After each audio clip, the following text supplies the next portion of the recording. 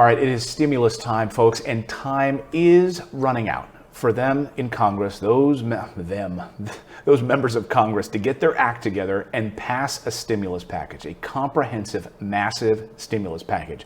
This sort of running through daisy fields is not going to cut it anymore. We are a few short days away from total catastrophe. And I don't put that lightly, folks. I mean, we are sitting on a precipice right now of a major catastrophe. We're seeing a second coronavirus death surge coming. We're seeing a lot of Americans about to lose their homes. Millions of Americans are going to lose their homes. Half of U.S. renters, before the pandemic, just listen to this, before the pandemic, half of U.S. renters spent 30% of their income on housing. That was just for, middle of the road Americans, middle class Americans. What about those in poverty or low income Americans? They were spending 50% of their income on housing for low income Americans. This was before the pandemic. Even in a healthy economy, this was way out of whack. This housing crisis was way out of whack. People are having to spend so much of their paycheck just to live with shelter. Unbelievable. Then the pandemic hit. Now, if you aren't familiar with what exactly happened, low-income workers were hit the hardest. 1/3 of all renters, according to a new study, found that 1/3 of all renters failed to make a full rent payment in June. They're behind. 1/3 of all renters failed to make a payment. You heard me right. That's astounding. By September, according to the numbers, more than 20 million renters face eviction. Just wrap your head. Sometimes we hear these numbers and they just kind of wash over us a little bit. Just think about that number for a minute. 20 million are facing eviction. Where will they go? Are we looking at, Ramadi? Are we looking at the Syrian desert with tent cities set up to account for all of the people that will lose their homes? Are we talking about people sleeping underneath, overpasses? Are we talking about homeless shelters that will be absolutely inundated at capacity and have to turn people away? What are we going to do? House Democrats had a solution back in May, you'll recall. Nancy Pelosi, House Democrats, passed the HEROES Act, which was, yes, a bloated piece of legislation filled with lots of pet projects, cannabis projects, money for illegal immigrants. The list went on. However, the list on the other side was quite good. $100 billion for renters, $75 billion for people that needed help paying their mortgages. That didn't pass, and as Mitch McConnell has said in the Senate, it's dead on arrival. So it's just sitting there. Folks, we have a few days left. I'm not trying to say it's doom and gloom here, but we are on the precipice of a massive cliff if we don't fix this. Congress is wasting time. And while they're on vacation, people are not sure what they're going to do in the next few weeks for living. What you're asking the Americans to do right now is to not have a plan for their family in the next few weeks.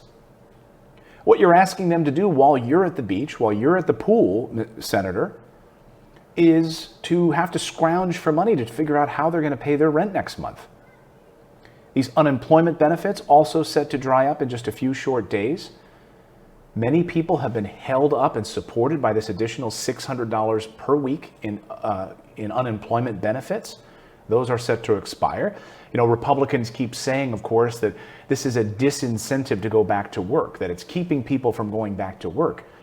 What about the amount of money it's done to help lift people out of poverty? Why don't we talk about that? And in some ways, as one commenter and I were discussing this morning, it really is a form of universal basic income for a period of time. Now, Democrats have called on Congress to continue the unemployment benefits through the end of the year. Democrats have been saying we need to continue this additional $600. I read an interesting piece this morning that suggests that Republicans are playing Democrats right into their own hands. Now, tell me if you think that this is true or not. I think this is maybe far-fetched. I don't think that Mitch McConnell is as smart as this, but maybe he is. That he's going to run this deadline to the last possible minute to get something approved and passed, and then that will force the Democrats to take the measly amount that they offer. Right? Democrats wanted an extension of that $600 per week. They wanted $1,200 stimulus checks. Mitch McConnell said that's dead on arrival, and they're talking about $40,000 adjusted gross income. Maybe or maybe not we'll have direct income checks. No unemployment extension, moratorium on evictions. No. And by waiting until the last minute, when Republicans come to them and say, you know what we're going to do instead of $600 a week, we came up with $100. And tomorrow is the deadline. Democrats, what are you going to do? And because that timeline will be right there, Democrats won't be able to say no. And then Republicans could spin it. I know there's a lot of pieces here, but it's like chess, right? And then Republicans could spin it. Hey, we wanted to extend unemployment benefits $100 a week. But Democrats said no. Now we don't have a bill. Do you think that that's what Republicans are planning to do here? It's going to backfire. I'm telling you, it's going to backfire. It's going to backfire in the same way that it always backfires with whoever is president of the United States and the government goes in a shutdown. You know, each party always thinks that it's going to reflect poorly on the reflect poorly on the other party. No, the party that is responsible for not getting the work done is the party that takes the punch to the stomach politically. It has happened time and time again.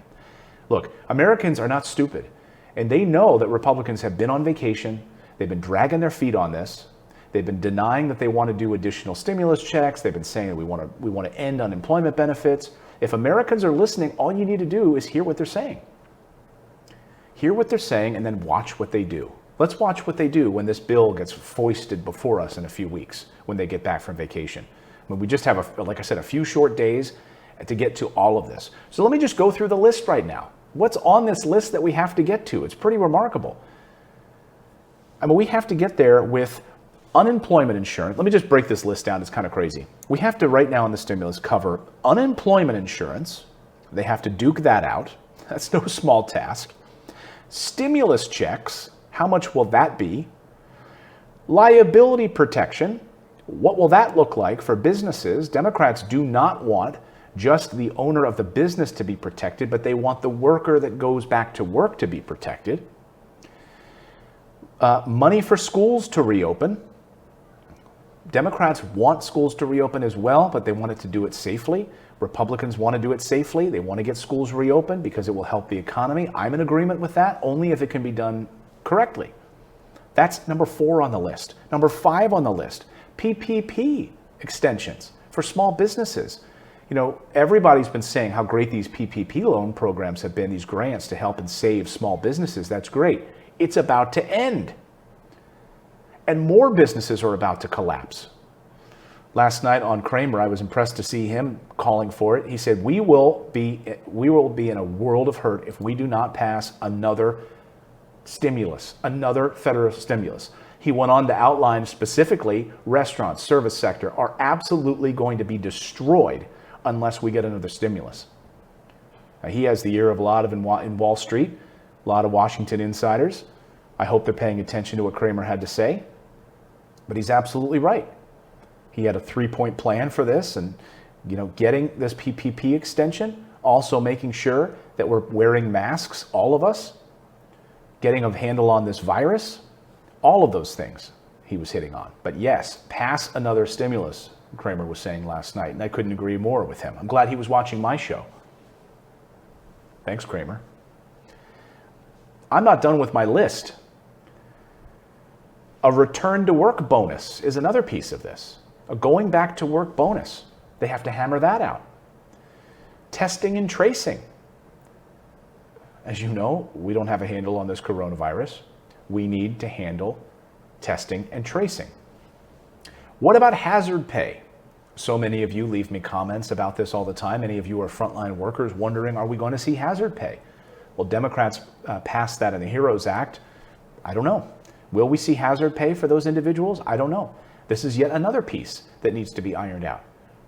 And the list goes on. This is just a small part of the list, folks. Let me count those up. That's 1, 2, 3, 4, 5, 6, 7, 8. Those are 8 big things that they have to hammer out in a few short days to pass this thing before they go on vacation again. On August 7th, does the Senate. Now, Nancy Pelosi, for her part, came out and said she absolutely would cancel an August recess. They need to pass this now So she's been calling on Republicans to get their act together and saying, we're not going to go anywhere. I will cancel our recess. The August recess is fast approaching. Would you be willing to forgo that or delay that to get to a deal to extend benefits? Oh, we absolutely have to. We also have to come to an agreement. The timetable is the timetable of the American people, needing their unemployment insurance, their direct payments, their assistance for rent and mortgage foreclosure, forbearance in terms of that, and we need it for states and localities. So all of those pieces need help right now. So for the House Democrats' part, I'm not going to send us home for August unless we get this done. Good. It's unseemly right now for anyone to be taking vacation when America is hurting this badly. Let me just provide some context around this whole housing crisis. I'll dive a little deeper into that now, because without income, renters can't pay rent, they can't pay utilities. Without monthly payments, landlords and other companies can't make mortgages and bond payments. And that collapses. I mean, the banks are going to have a freak out. That's why they've set aside $28 billion. They've set aside $28 billion just to handle these foreclosure housing crisis that's about to unfold and the rental problem, unless the government does something. And for context here, it's important. You might say, oh, is this like the 2008 Great Recession when we had the massive housing bubble? And the answer is no. Frankly, it's the exact opposite of 2008.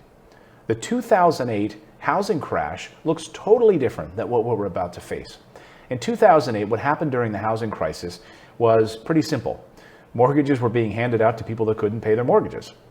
They were handing out loans called ninja loans, no income, no job. And it didn't matter to the banks. They were underwriting these loans and then selling them off in mortgage-backed securities, piling them into these junk bonds and selling them off. And guess what? People were buying them. People were buying and then, buying up these large mortgage-backed securities. And then they collapsed when all these people walked away from their jobs, or they lost their job. They couldn't pay their mortgage anymore. People just handed the keys back over and walked away. Banks then ended up having to take on all of these foreclosures. It had to become landlords essentially, and banks do not want to own rental properties. It was a total disaster and totally different. And what happened then is people lost their homes, but they became renters.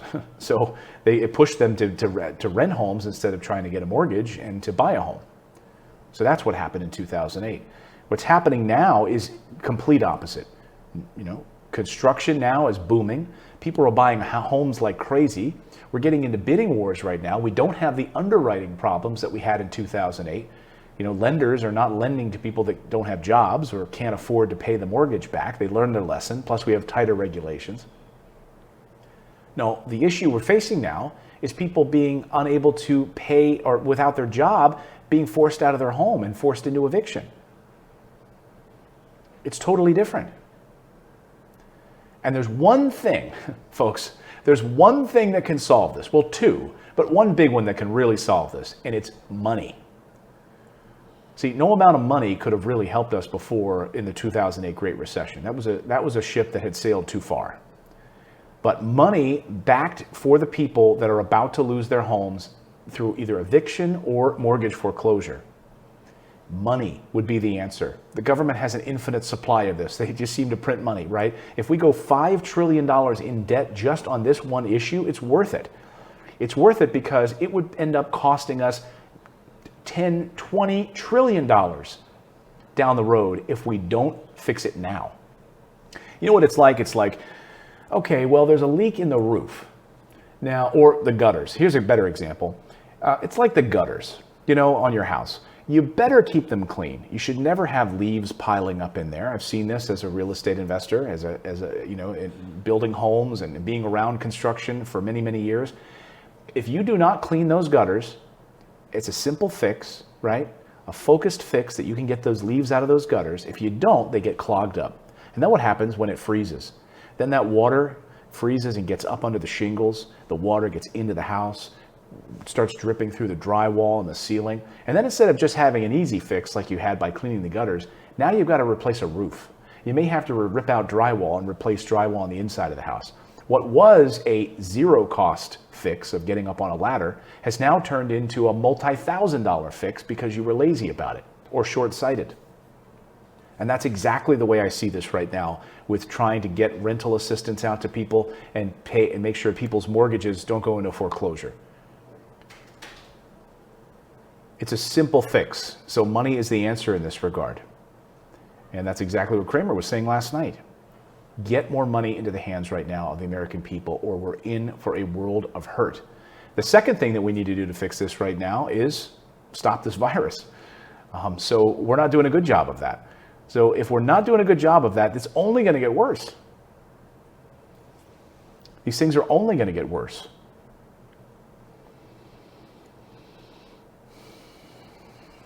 This coronavirus is out of control, and it's only getting worse across the country right now. The most important part of this virus, let's talk about the coronavirus in this context now, because the most important part of this virus and the data is how many people are dying from it. Right? We can talk about all of the mask stuff or politics around this or around that or lockdowns, but really at the heart of it, the most important thing I think is how many people are actually dying from this.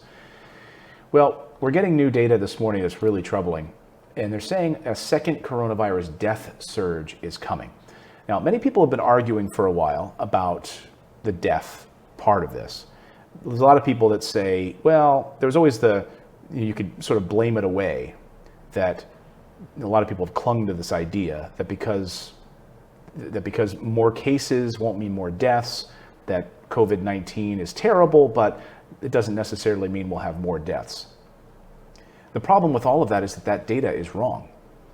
And what we now know from the data is that when we look at these different charts, it's because the Northeast had done better in containing itself, that the deaths started to go down, and because the deaths went down in the Northeast, it skewed the numbers where we didn't see the deaths rising through the Southwest and the western part of the country.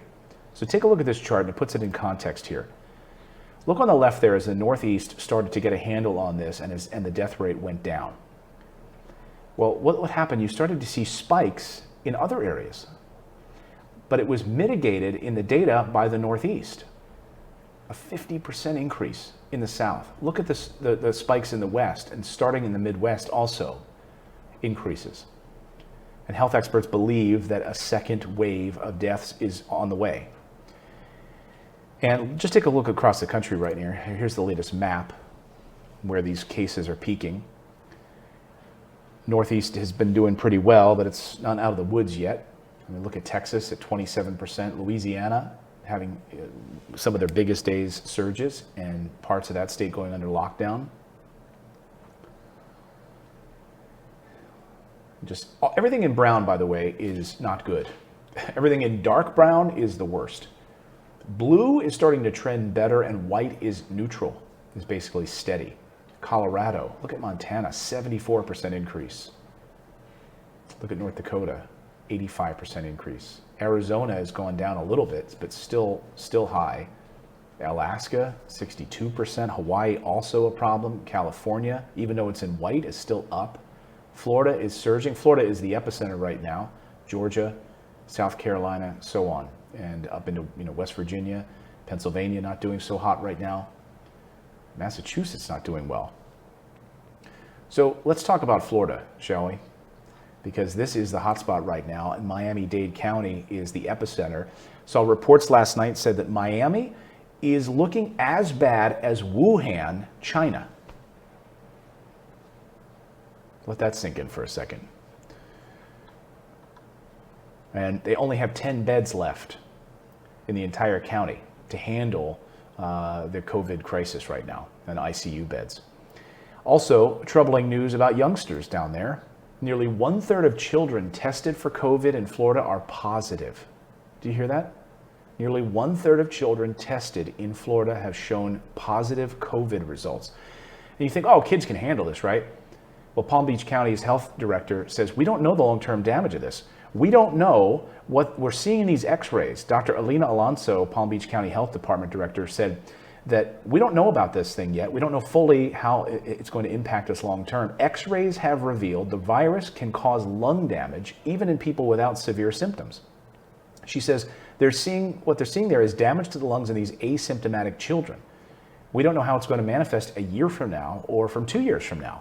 Is that child going to have chronic pulmonary problems or not because they got coronavirus?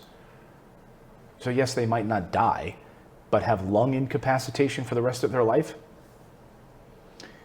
When asked about this, was one of the state congressmen down there was on an interview on CNN, and I just thought this was the most tone-deaf thing I'd seen in a long time. When asked about how well their state is doing, I mean, if any reasonable person right now, I mean, how many of you are from Florida? Let me know in the comments below if you're in Florida right now. Is Florida doing well? Is Florida doing well? When Miami is being compared to Wuhan in China, no hospital beds left, spike in deaths, how's Florida doing? Well, let's ask Republican congressman from Florida on that question, Anthony Santini. And Florida's not doing just fine. No, they are. But on the judge issue, there's about 800 circuit court judges in the state of Florida. You think Florida's doing fine right now? Absolutely. I think the governor's response has been on point, and I think that the metrics that matter the most, we're doing very well. And if you're counting cases, you're going to scare people. But what they don't realize is cases are deaths. Far less. 4,521. Total cases, 301,000. Last week in Florida, hospitalizations increasing, 19,334. 54 hospital ICUs have reached capacity in Florida. Another 40 hospitals show that ICUs are at 10% or less availability. Well, let me remind you. You say you're doing fine?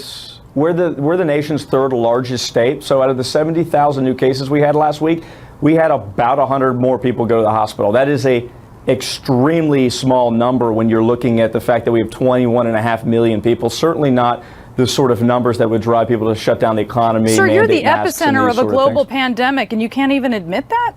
That's actually a false assessment entirely. Okay. I love the spin.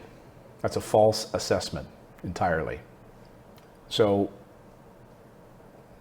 I mean, you want to talk about fear mongering? Just look at the numbers. Just look at the straight up numbers. That's all you need to do. Just look at the data. The fear is, though, that we're not even getting enough data points yet because data is being withheld. Remember what happened in Florida before. So it could even be worse than we're seeing. You know, the number of people going to the hospital is not a lie, right? So when the hospitals are reporting at the state level that they don't have capacity to handle any more people coming in, that's not a lie. When they're looking to set up outside tents in order to handle all these people, that's not a lie. When you have over 4,000 deaths in that amount of time, that's not a lie. So go on, I guess, believing that it's just fear mongering, if that's the side that you're on this, or just take precautions, wear a mask, and try to get this thing stopped. But this sort of, I guess the bottom line is this sort of patchwork response to this is an absolute mess. That you don't have Florida wanting to go back under some sort of a lockdown to kind of prevent this spread right now. But other states are doing that. So this patchwork is not working. We tried it before. I just don't understand why we're repeating the same thing again. We never had a national message about shutting down. We never had the President of the United States said, this is it. We're going under lockdown. Everyone's going to get $2,000 a month in a stimulus check, like Canada, like these other countries. We're going under lockdown to contain this thing and eradicate this thing. They've done it in other countries. Why couldn't we? Done it in Australia. They've done it in New Zealand. They've done it in Europe. They've done it in Canada. Why couldn't we do it? We absolutely can, but there needs to be national leadership on this issue. So all these guys want to play politics back and forth, you know, reading stories about Nancy Pelosi wanting to squeeze certain things into a bill, wanting to squeeze gun control legislation into a bill. Stop it right now. This is a stimulus package to help the American people. Like, this back and forth bickering and trying to get these pet projects squeezed through is also just as odious as what this guy just said, Anthony Sabatini. It's almost as tone deaf. Let me know in the comments below what you think about that. And subscribe to the channel if you're not already a subscriber. We do the show live every morning at 9 a.m. Eastern time. Thank you so much, and make sure you smash that like button if you'd be so kind.